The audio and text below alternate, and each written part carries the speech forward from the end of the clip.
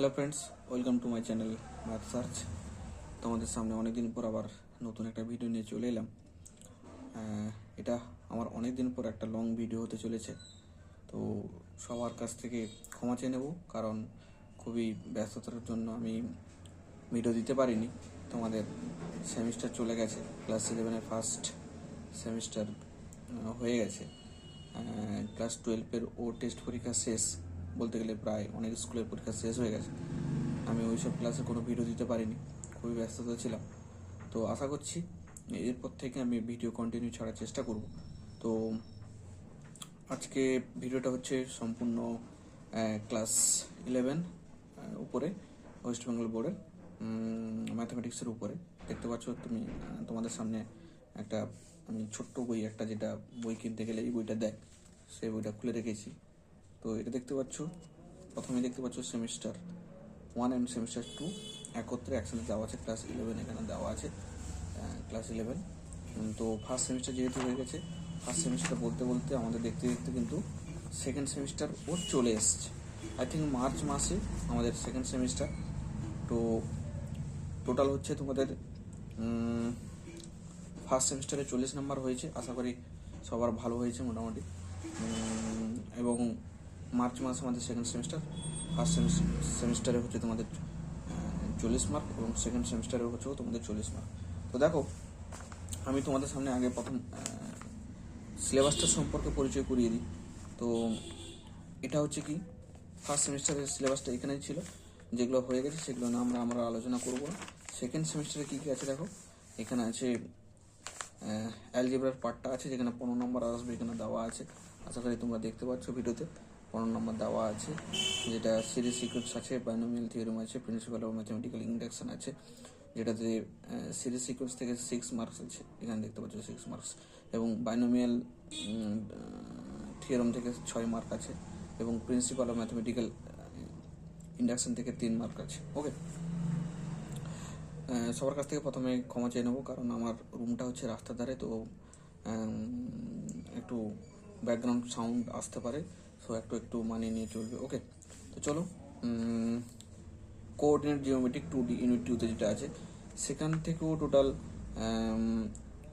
15 marks question হবে। প্রথম আছে স্ট্রেট লাইন, তারপর হচ্ছে কনিক সেকশন। কনিক সেকশনের মধ্যে তোমার সার্কেল পেয়ে যাবে, ইলিপস পেয়ে যাবে, প্যারাবোলা পেয়ে যাবে, হাইপারবোলা পেয়ে যাবে, এগুলো পেয়ে যাবে। তারপরে আছে তোমাদের স্ট্যাটিস্টিক্স অ্যান্ড প্রবাবিলিটি, এই দুটো পার্ট আছে, যেটা স্ট্যাটিস্টিক্স থেকে তোমাদের এটা হচ্ছে 10 মার্কস। তো এখানে দেখতে পেলে তোমাদের 15, 30 অ্যান্ড ইটস 10, তো টোটাল হচ্ছে তোমাদের 40 মার্কস। তো এই 10 মার্কসের মধ্যে তোমার প্রবাবিলিটি থেকে 10 মার্কস আছে, আর স্ট্যাটিস্টিক্স হচ্ছে 5 মার্কস। ওকে, তো আজকে ভিডিওটার যে কারণে যে টপিকটা নিয়ে আমি আজকে শুরু করব, তোমাদের হাতে মোটামুটি হাতে সময় আছে 3 মাস মতো সময় আছে, কারণ মার্চের ফার্স্ট উইক বা সেকেন্ড উইকে তোমাদের পরীক্ষা। তো এখানে নাম্বার ডিভিশনটাও দেওয়া আছে, দেখতে পারো যে 2 নাম্বার আসবে, আর 3 নাম্বার 4 নাম্বারের টোটাল কোশ্চেন মিলে টোটাল 40 মার্কস আসবে। ওকে, নাম্বার ডিভিশনটা এখানে করা আছে। তো আজকে যে টপিকটা তোমাদের সামনে আলোচনা করবো, সেটা হচ্ছে খুবই একটু টাফ, বাট আমার ভিডিওটা পুরো দেখলে আশা করি এতটা কঠিন মনে হবে না, আশা করছি। তো এটা হচ্ছে প্রবাবিলিটি হচ্ছে তোমাদের 10 মার্কস আছে। দেখো, এখানে প্রবাবিলিটি থেকে দিয়েছে 2 নাম্বারে আসবে। ওকে, টোটাল 3টা কোশ্চেন থাকবে, টোটাল 2 নাম্বারে থাকবে, এবং কি থাকবে, একটা 3 নাম্বারে থাকবে। ওকে, 2, একটা 3। তো একটা বড় কোশ্চেন থাকবে আর 2 শর্ট কোশ্চেন থাকবে, খুব ইজি। তো আজকের ভিডিওটা প্রবাবিলিটি নিয়ে আমরা শুরু করব। প্রবাবিলিটি দেখো, আমি বইতেও খুলে রেখেছি।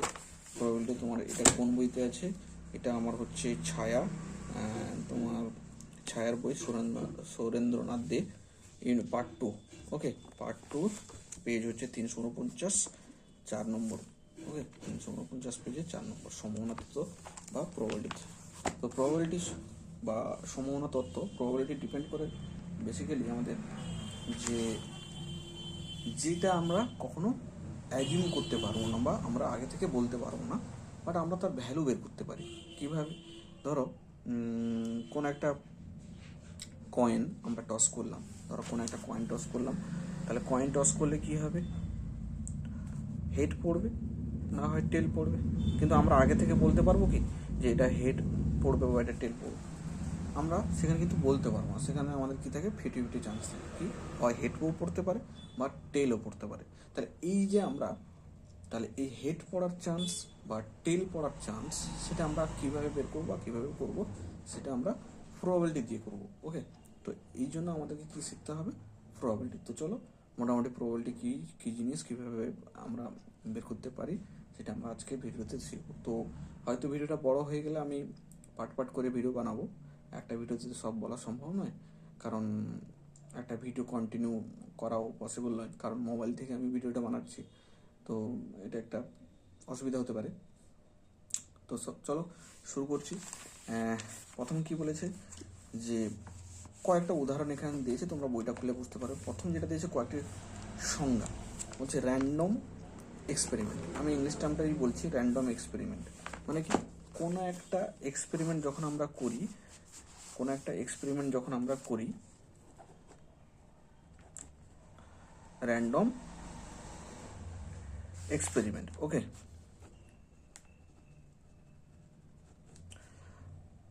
র্যান্ডম এক্সপেরিমেন্ট, র্যান্ডম এক্সপেরিমেন্ট মানে কি, যেখান থেকে আমরা কিছু না কিছু ভ্যালু পেতে পারি, মানে সঠিক ভ্যালু কোনো একটা।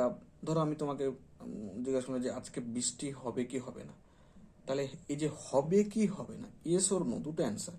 যেরকম কি হেড পড়বে কি টেল পড়বে, একটা কয়েন টস করলে হেড পড়বে কি টেল পড়বে, তাহলে কি দুটো হয় হেড না হয় টেল, এদের তো মিডিলে কোনো ভ্যালু থাকবে না। তাহলে এইটাকে আমরা কি বলছি, র্যান্ডম এক্সপেরিমেন্ট।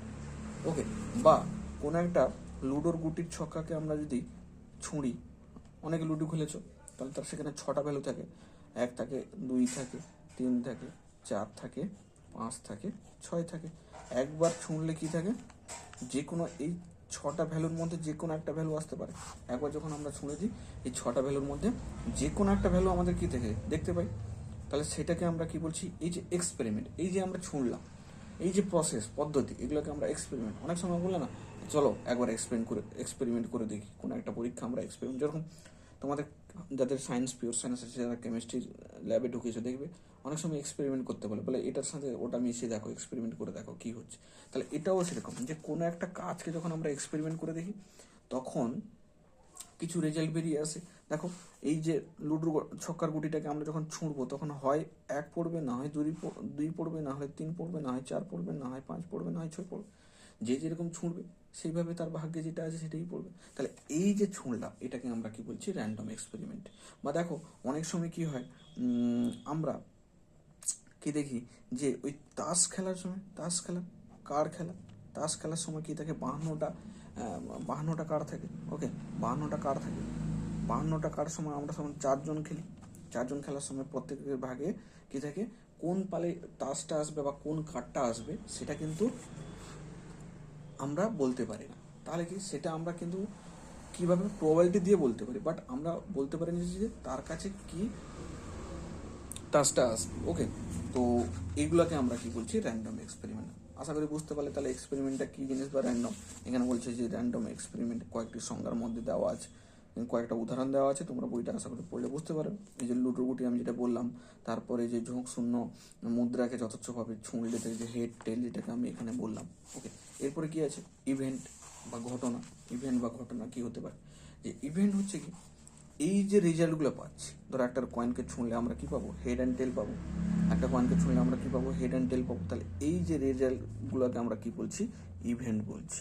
এই রেজাল্টগুলো আমরা কি বলছি, ইভেন্ট বলছি। বা 1 2 3 4 5 6 এগুলোকে আমরা কি বলছি, ইভেন্ট বলছি। যেরকম আমরা 52টা তাসের মধ্যে যে কোনো একটা তাস আমরা পেলে সেটাকে আমরা কি বলছি, যে কোনো একটা পাবো সেটাকে আমরা কি বলছি, ইভেন্ট বলছি। কি বললাম বলে, ইভেন্ট বা ঘটনা। এই যে ঘটনা করছে, যে পরীক্ষার ফলে সম্পর্কিত যে কোনো একটি ফলকে একটি ঘটনা বলে। ওকে, ক্লিয়ার, আশা করি বুঝতে পারলে। তো এখানে দেখো কি বলেছে, বলেছে উদাহরণস্বরূপ একটি মুদ্রাকে উৎক্ষেপণের ফলে হেড অথবা টেল 2 হতে পারে। ওকে, হেড অথবা টেল 2 হতে পারে। ওকে, তো এক্ষেত্রে হেড ও টেলের প্রত্যেকটি মুদ্রা উৎক্ষেপণ স্বরূপ যদৃচ্ছ পরীক্ষার ঘটনা, এইগুলোকে বলেছে, এগুলো না বলে এবার পরস্পর বিচ্ছিন্ন ঘটনা। পরস্পর বিচ্ছিন্ন ঘটনা মানে কি, দেখো আমরা একটা কি করলাম, আমরা একটা কয়েন ছুঁড়লাম, সেখান থেকে হেড এবং টেল পড়লো, আর আমরা একটা কি করলাম, লুডোর গুটি ছুঁড়লাম। তাহলে 1 2 3 4 5 6, তাহলে এইটা একটা এ ঘটনা, এটা একটা বি ঘটনা।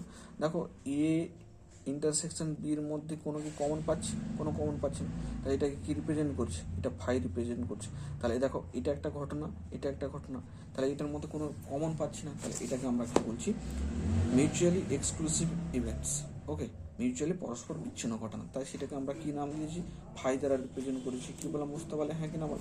তারপরের কোশ্চেনটা আছে কি, তারপরের পার্টটা আছে কি, তারপরে আছে তোমাদের এখানে কি আছে, impossible event and certain event. Impossible event মানে কি, ধরো আমি তোমাকে বললাম যে একটা লুডোর গুড়ে ছোঁড়া হলো। ওকে, লুডোর গুড়ে ছুঁড়লে সেখান থেকে আমরা কি কি পেতে পারি, লুডোর গুড়ে ছুঁড়লে সেখান থেকে আমরা 1 2 3 4 5 6, কিন্তু তোমাকে যদি বলা হয় লুডো গুড়ে ছুঁড়লে 0 পাও, 0 কি পাওয়া সম্ভব, কখনোই সম্ভব না। তাহলে এটাকে আমরা কি বলছি, তোমার অসম্ভব ঘটনা বা ইম্পসিবল ইভেন্ট। তাহলে এই যে লুডো গুড়ে ইম্পসিবল ইভেন্ট, তাহলে ইম্পসিবল ইভেন্ট, তাহলে পসিবল